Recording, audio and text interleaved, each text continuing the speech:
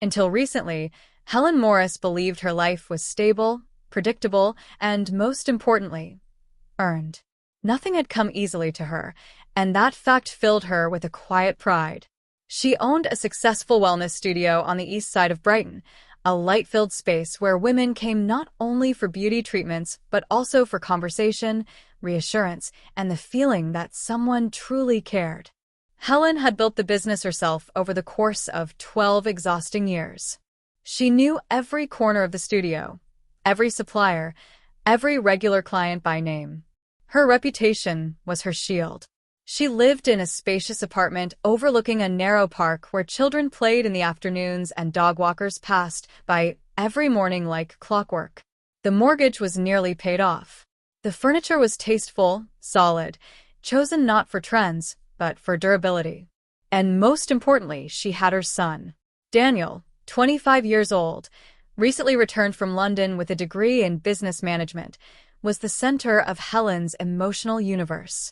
She never said it out loud, but everything she had endured, long shifts, sleepless nights, failed relationships, had been for him. She had raised him alone. There had been a man once, years ago, full of charm and empty promises. Helen preferred not to think about him. Daniel barely remembered his father, and that was for the best. A child did not need disappointment as an inheritance. Helen liked to tell her friends that she didn't believe in romantic dependency, that she was complete on her own, independent, strong, and most days she believed it. But even the strongest foundations can crack when pressure comes from an unexpected direction. Daniel fell in love, not suddenly, not dramatically, but quietly, stubbornly, in a way that frightened Helen far more than a reckless affair ever could. Her name was Lucy. Lucy worked at Helen's studio. She was new, quiet, unremarkable at first glance. The kind of girl people forgot moments after meeting her. Thin, pale, always dressed in neutral colors, hair pulled back as if she were trying to disappear into the background. Helen had hired her reluctantly after a favor request from an old acquaintance. Lucy was young, recently certified, with no impressive background and no family to speak of. An orphan, technically, raised by a distant aunt who had since moved abroad. Helen had never liked mixing charity with business. But Lucy surprised her. She worked hard. She listened. She learned fast. She stayed late, came early, never complained. Clients liked her, not in a loud, enthusiastic way, but in a quiet, trusting one. Lucy had gentle hands and a calm presence. People felt safe around her. Helen acknowledged her skill. Nothing more. Until Daniel walked into the studio one afternoon, and everything shifted. Helen noticed it immediately. The way Lucy straightened when she heard his voice, the way Daniel lingered longer than necessary near her workstation. She dismissed it at first. Her son was charming. Women noticed him everywhere. But this was different. Within weeks, Daniel found excuses to stop by the studio, to pick up his mother, to ask about business, to wait nearby. And Lucy blushed, smiled, tried to hide it badly. Helen felt something tighten in her chest. It wasn't jealousy. Not exactly. It was fear. Because Helen saw patterns before others did. She had learned that skill the hard way. And this pattern, the devoted, self-effacing woman, the kind-hearted but indecisive man, was painfully familiar. She had lived it once. She did not want Daniel to repeat it. One evening, Helen confronted her son over dinner. "Are you seeing someone?" she asked casually, as if it didn't matter. Daniel didn't even try to lie. "Yes," he said simply. "Lucy." Helen put down her fork. "The girl from the studio?" "Yes." A pause stretched between them. "She's kind," Daniel added. "And smart. And she understands me." Helen smiled. Carefully. Artificially. "You don't know her," she said. "Not really. I know enough." That was when Helen realized she was losing control. In the weeks that followed, Daniel and Lucy became inseparable. They went on long walks, Cooked together. talked late into the night, Lucy moved into Helen's apartment temporarily, after her lease expired, just until Daniel found a place. Helen did not object, outwardly, but inside, resentment began to grow like mold in a closed room. Lucy was everywhere, quietly occupying space that had once belonged only to mother and son. In the kitchen, in the hallway, in Daniel's laughter, which Helen heard less and less when she was around. Helen told herself it was temporary. Young love burned fast. It would pass. But then Daniel announced they were planning to get married. And the carefully balanced world Helen had built began, almost imperceptibly, to tilt. She did not yet know that this was only the beginning. That tragedy, betrayal, and irreversible change were already moving toward them, slowly, silently, and without mercy. And when everything finally collapsed, none of them would be the same. The first signs of trouble arrived so quietly that Helen barely noticed them at all. Life in the apartment had changed, but not in any obvious way. Lucy woke early and tried to make herself invisible. She cleaned after herself, cooked simple meals, spoke softly, and avoided conflict with almost painful diligence. If Helen commented on how something was done incorrectly, Lucy apologized immediately, even when she clearly wasn't at fault. Daniel, meanwhile, seemed content. Too content, Helen thought. He talked about the future in vague, careless phrases. "We'll figure it out. Things will work out.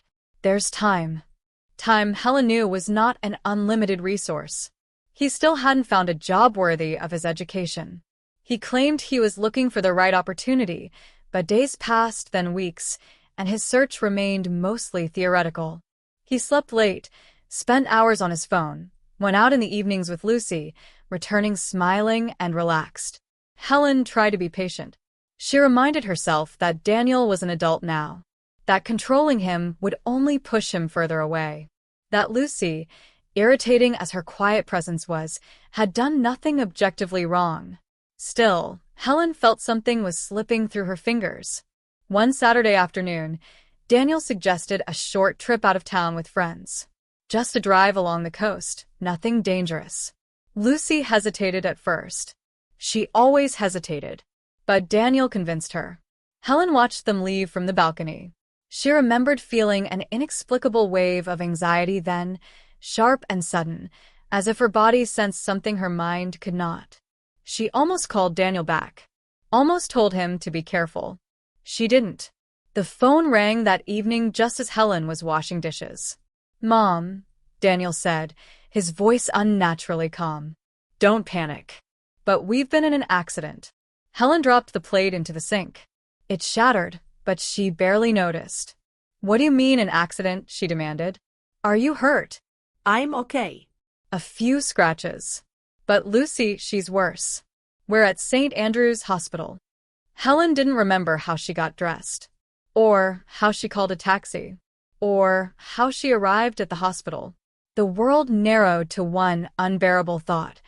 Daniel must be alive. Everything else could wait. She found him sitting in the emergency waiting area, a bandage on his forehead, his hands shaking. When he saw her, he broke. "I told her to fasten the seatbelt," he whispered. "I told her." Helen hugged him tightly, holding him together as if he might fall apart in her arms. A doctor appeared nearly an hour later. His face was careful, professional, already heavy with rehearsed sympathy. Lucy had suffered multiple injuries. Broken ribs, a fractured arm, but it was her spine that mattered. The damage was severe. Surgery was possible, rehabilitation too, but the outcome was uncertain, very uncertain. "There is a high risk," the doctor said quietly, "that she may never walk again." Daniel stared at the floor. Helen felt something cold settle in her chest. In the weeks that followed, Lucy remained in the hospital. Daniel visited daily. Helen went too, bringing fruit, magazines, soup she barely knew how to prepare properly anymore. Lucy thanked her for everything, even for things Helen hadn't done. Helen watched her closely. Lucy had changed. The girl who once moved lightly through rooms now lay still, her body immobilized, her eyes often distant. She tried to be brave, but fear crept through the cracks. At night, when she thought no one was watching, she cried silently into her pillow. Helen told herself she felt sorry for Lucy. And she did.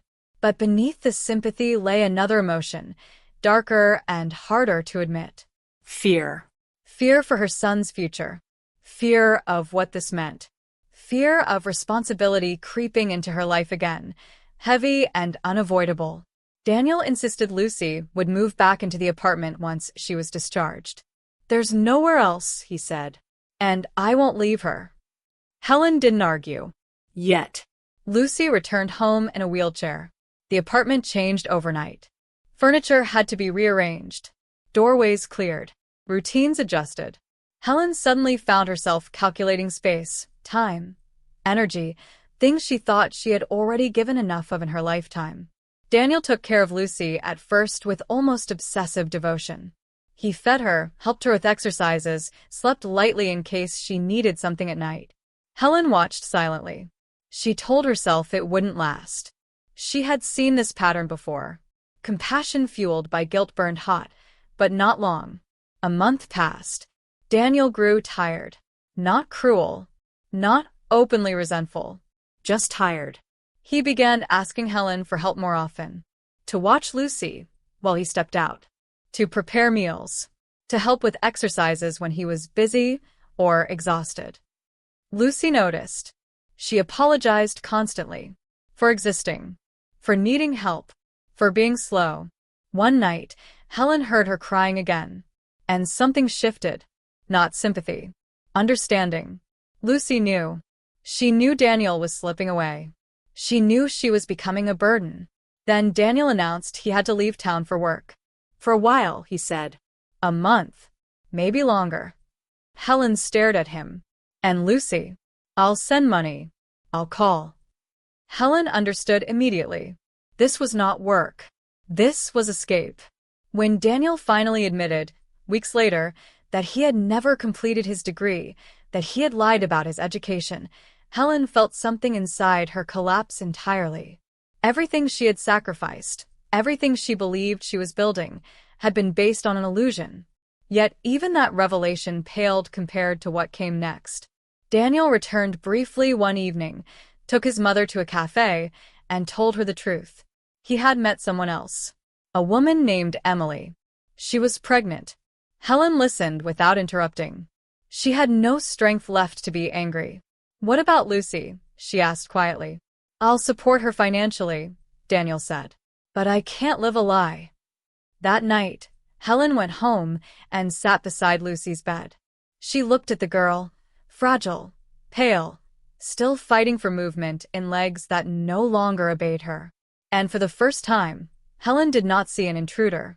She saw a human being abandoned by the same man who had once abandoned her. "I'll stay," Helen said softly, "as long as it takes." Lucy closed her eyes and cried, not from pain, but from relief.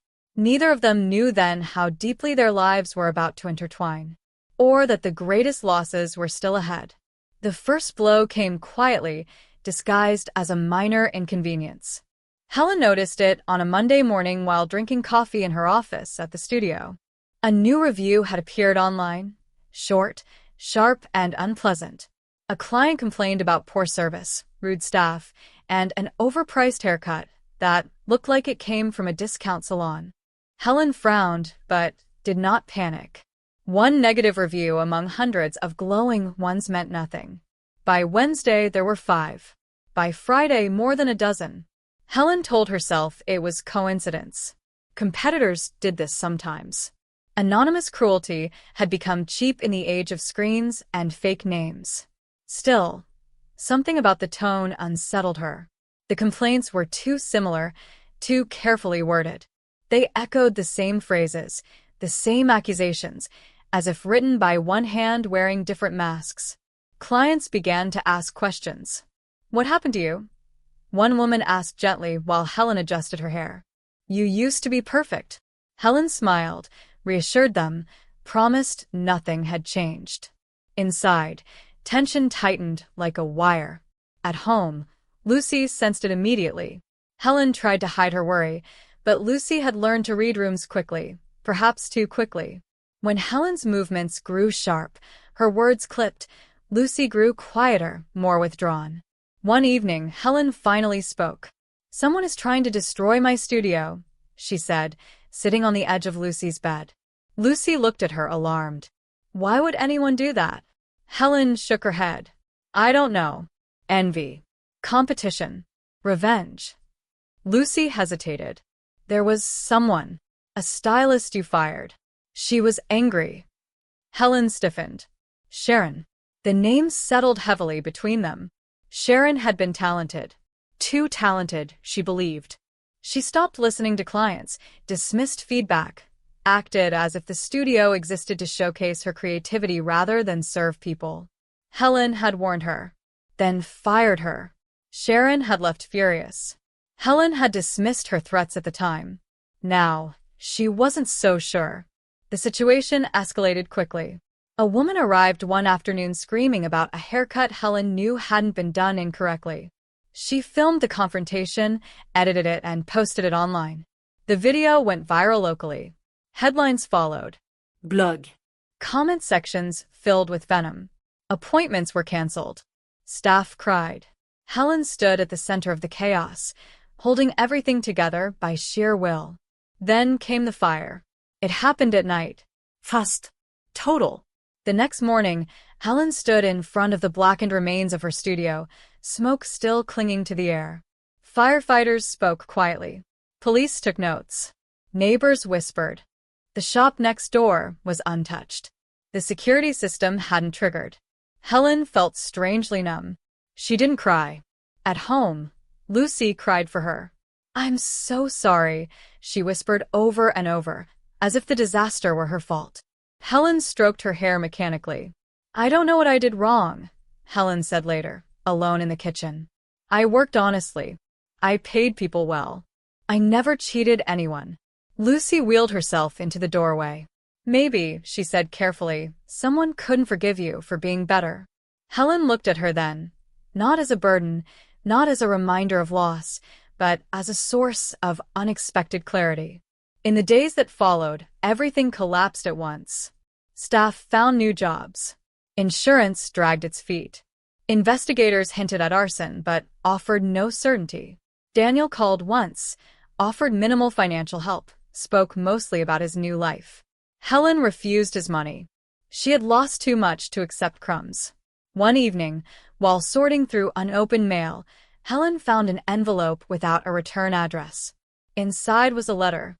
The man claimed to be Lucy's father. Helen nearly threw it away, but something stopped her. She read it. Then she read it again. The story was complicated, emotional, and disturbingly plausible. A long-ago affair. A controlling grandmother. A lie that separated two people permanently. The man's name was Nicholas Reed. He wanted to help. Helen felt anger rise first, then suspicion, but also hope. She met him 2 days later. The resemblance between father and daughter was undeniable.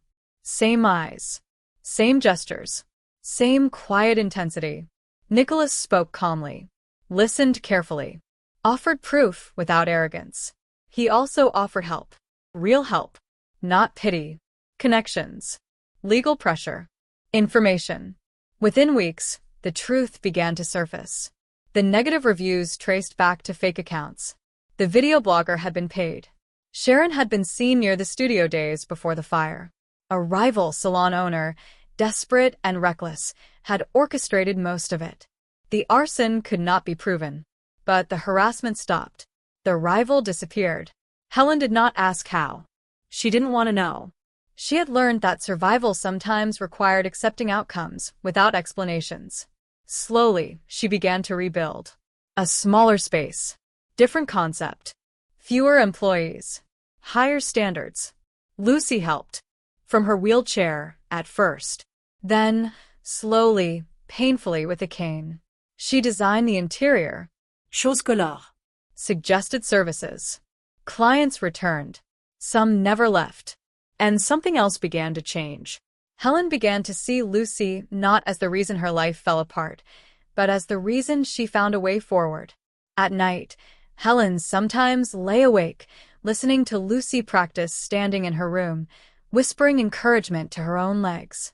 And Helen realized, with a quiet shock, that she was no longer alone. Recovery did not arrive as a dramatic turning point. It came quietly, disguised as routine. Every morning Helen woke up earlier than she needed to. For years, exhaustion had been her constant companion, but now it felt different. Not sharp, not crushing, but dull and heavy, as if her body were still learning a new rhythm. The rebuilt studio opened only 3 days a week at first. Fewer clients. Fewer responsibilities. Less noise. More space to think. Lucy's progress was slow, uneven, and painfully honest. Some days she managed several steps with a cane, sweat pouring down her back, jaw clenched in determination. Other days she barely moved at all, anger and despair turning inward like poison. Helen learned not to offer false optimism. Instead, she learned how to be present. She brewed tea. She listened. She waited. It was strange. Helen had always believed herself incapable of patience. She had rushed through life, solving problems by force of will. Now, with Lucy, force meant nothing. Only consistency mattered. One afternoon, Lucy stood by the window, gripping the frame for balance, watching the rain fall in thin gray lines. "I used to think," Lucy said quietly, "that if I worked hard enough, life would reward me." Helen leaned against the doorframe. "And now I think life doesn't care. It just happens." Helen considered that. "You're wrong," she said finally. "Life doesn't care, but people do. That's the difference." Lucy smiled faintly. It was around this time that Mark began to visit more often. He was a physiotherapist recommended by Nicholas, quiet, observant, with calm hands and a voice that never rose. He treated Lucy not as a fragile object, but as a capable adult whose body had temporarily betrayed her. Helen liked that about him. Mark noticed small improvements others missed. A shift in weight, a stronger grip, a steadier breath. "You're fighting," he told Lucy once. "That matters." And Lucy believed him. Nicholas, meanwhile, remained carefully respectful of boundaries. He did not push for instant closeness, did not attempt to buy forgiveness with gifts or promises. He showed up when invited. He waited when asked. Helen watched this cautiously. Trust did not come easily to her anymore. But Nicholas surprised her. He didn't talk much about the past. When he did, it was without self-pity or excuses. He admitted his mistakes plainly, without drama. And when Lucy refused to see him for days at a time, he accepted it without complaint. One evening, Helen found him sitting alone on a bench outside the apartment building, staring at the ground. "She's angry," he said calmly. "That's good. Anger means she still cares." Helen sat beside him. "You're patient," she said. "I learned the hard way," he replied. "I won't waste what little chance I have." Something loosened in Helen's chest. She hadn't realized how tightly she'd been holding herself together until that moment.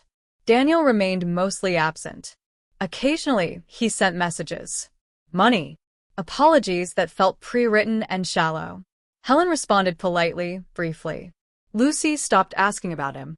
That hurt more than any argument could have. One night, during a storm that rattled the windows and filled the apartment with the smell of rain, Lucy spoke again. "I don't think I was ever really loved," she said. Helen looked up from her book. "What do you mean?" "I think Daniel loved the idea of being good, of being needed. Not me." Helen closed the book slowly. "That doesn't mean you weren't worth loving." Lucy nodded, but didn't look convinced.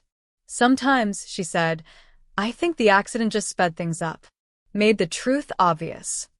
Helen thought of her own past. Of a man who left when responsibility became uncomfortable. Of years spent proving she didn't need anyone. "Truth has a cruel sense of timing," she said quietly. Spring arrived without announcement. The rebuilt studio gained momentum. Clients praised the new atmosphere, calmer, warmer, more intentional. Lucy's makeup work attracted attention online. People came specifically to see her. Helen raised her prices. No one complained. One afternoon, Lucy returned from a session glowing. They want me to teach, she said breathlessly. Workshops. For beginners. Helen laughed. Of course they do. Lucy hesitated. Do you think I can? Helen didn't answer immediately. Instead, she reached for Lucy's cane, placed it closer to her chair. I think, she said carefully, you already are. That night, Helen stood alone in her kitchen, staring at her reflection in the dark window. She looked older than she remembered. Softer. Changed, but not broken. She realized something then, something uncomfortable and liberating at the same time. She no longer lived for Daniel. She lived for herself. And for Lucy. And that scared her less than she expected. The past still whispered. Regret still surfaced. But it no longer ruled her. Helen went to bed feeling something unfamiliar settle over her. Peace. Fragile. Uncertain. But real. The past rarely returns politely. It does not knock, does not wait for permission. It enters abruptly, dragging old questions behind it like broken luggage. Helen sensed it before it happened. The studio had just closed for the day. The last client had left satisfied, the lights dimmed, the quiet humming of the building settling into evening. Lucy was sitting near the mirror, removing her makeup slowly, thoughtfully, as if still not entirely used to seeing her own reflection with confidence again. The door opened. Daniel stood in the doorway. He looked older. Not wiser, just worn. His coat was wrinkled, his eyes shadowed, his posture slightly bent, as if life had begun pressing down on him earlier than expected. Lucy froze. Helen straightened. I didn't know you were coming, Helen said calmly. Daniel nodded. I know. I should have called. Silence stretched. Lucy turned her chair slightly away, hands gripping the armrests. I came to talk, Daniel said. To both of you. Helen gestured toward the back office. Not here. They moved slowly, carefully, as if sudden motions might break something invisible. Daniel sat first. I'm not doing well, he began abruptly. Emily and it's complicated. Helen said nothing. Lucy stared at the floor. I made choices, Daniel continued. Some of them wrong. I thought I could manage everything. I couldn't. Helen folded her arms. She had heard this tone before, regret mixed with self-pity. What do you want? She asked. Daniel swallowed. I want to fix things. At least partly. Lucy laughed quietly. The sound startled all of them. Fix, she asked. Like a broken chair? Daniel flinched. I never meant to hurt you, he said. I know, Lucy replied. That's what hurts. The words landed heavily. Daniel turned to his mother. I need help. Helen studied him. For the first time, she did not rush to protect him. What kind of help? She asked. Money. A place to stay. Time. Helen closed her eyes briefly. She understood now. Daniel wasn't asking for forgiveness. He was asking for rescue. And she was tired of rescuing. You chose your life, Helen said quietly. You have to live it. Daniel's jaw tightened. So that's it. Lucy finally looked at him. I release you, she said simply. The room went very still. What? Daniel whispered. I don't expect anything from you anymore, Lucy continued. Not love. Not care. Not responsibility. You're free. Tears welled in Daniel's eyes. Helen felt something twist painfully in her chest, not pity, but grief. For the son she thought she had raised. For the man he could have been. I'm sorry, Daniel said, standing. I really am. He left without another word. After the door closed, Lucy exhaled shakily. I thought it would feel different, she said. Louder. More dramatic. Helen sat beside her. Sometimes endings are quiet, she said. That doesn't make them less final. That night, Lucy slept without crying. And Helen knew something irreversible had happened. A week later, Nicholas returned from a short trip and asked to speak with Helen privately. I'm moving, he said. Out of the city. Helen felt an unexpected pang. Why? I was offered a position elsewhere, he said. Better. Stable. But I don't want to leave unfinished things behind. Helen knew what he meant. Lucy has to decide, she said. I know, Nicholas replied. I just want her to know she's not alone. Anywhere. The conversation lingered in Helen's thoughts for days. Then came another blow. The police closed the arson case. No charges. No justice. Helen stared at the report, numb. It felt like the universe was daring her to break. But she didn't. Instead, she focused on what she could control. The studio thrived. Lucy's workshops filled. Her walking improved, not dramatically but steadily. Kane replaced wheelchair most days. Mark, the physiotherapist, watched with quiet pride. You're doing the work, he told her. Not your legs. You. One evening, Helen came home to find Lucy sitting at the table with a letter in her hands. It's from my father, Lucy said softly. He wants me to visit him. To try. Helen sat down. How do you feel? Terrified, Lucy admitted. But curious. Helen nodded. Fear isn't always a stop sign, she said. Sometimes it's a door. Lucy smiled faintly. I don't think I'd be here without you. Helen reached across the table and squeezed her hand. You would, she said. You're stronger than you know. Lucy looked at her then, really looked. And you, she asked. What do you want now? The question caught Helen off guard. She opened her mouth, then closed it. What did she want? Not what she had built for others. Not what she had survived. What did she want? I want, she said slowly, to stop being afraid of losing. Lucy nodded. Then maybe it's time to choose yourself. That night, Helen slept deeply. For the first time in years, without dreams. Happiness did not arrive the way Helen had imagined it in her younger years. There were no fireworks. No sudden declarations. No triumphant moment where everything finally made sense.